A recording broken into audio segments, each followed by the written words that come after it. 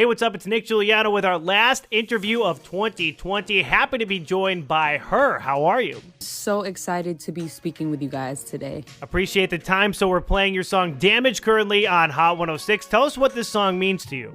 Damage is a vibe to me. I'm really excited that I made this record.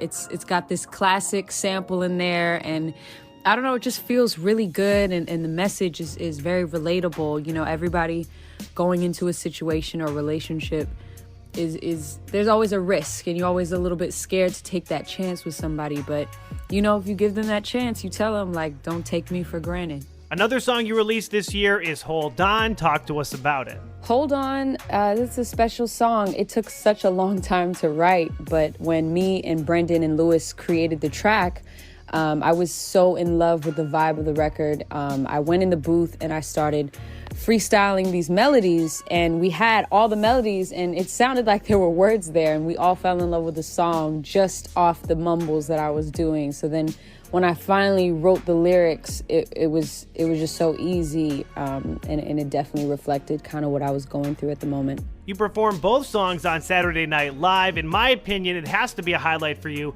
in 2020. What's the experience like performing on SNL? Performing on SNL is like, it's so surreal. It's a dream come true, honestly. I couldn't believe I was even in the building, and the cast was super cool, and the fact that, you know, Adele had chose me to perform the episode that she was hosting was even more surreal, because I'm a huge Adele fan, and it was amazing. I think that was one of the highlights of the year. Congratulations on being a part of a #1 song at Rhythm Radio last year on Jhené Aiko's BS. Tell us how that collaboration came about and your reaction to being #1. Yeah, Jhené sent me the song and I was obsessed with it. I thought it was really dope, and we actually had a text conversation, and I was saying, did you really buy a Tesla?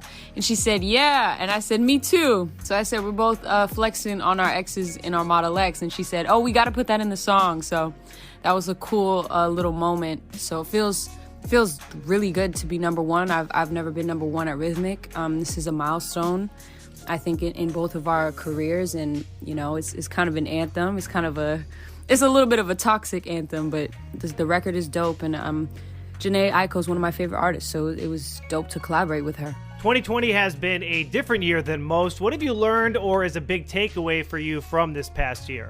2020 was a lot of things. I've felt anxiety. You know, we've all had some losses, but I think I gained a lot of perspective. I think the world gained a lot of perspective, a lot of eye-openers this year. I think there was just a lot of exposure for a lot of the things that I think were wrong. Even individually, we've all had time to reevaluate ourselves and the things around us, the people around us. And I've been practicing this thing since quarantine.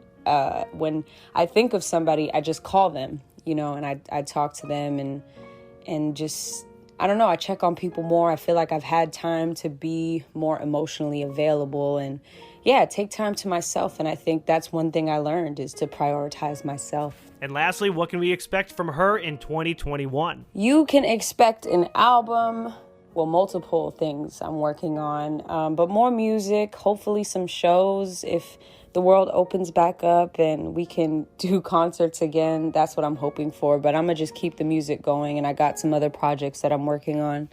So I'm excited. I think 2021 is going to be a better year, a positive year. I'm looking forward to it.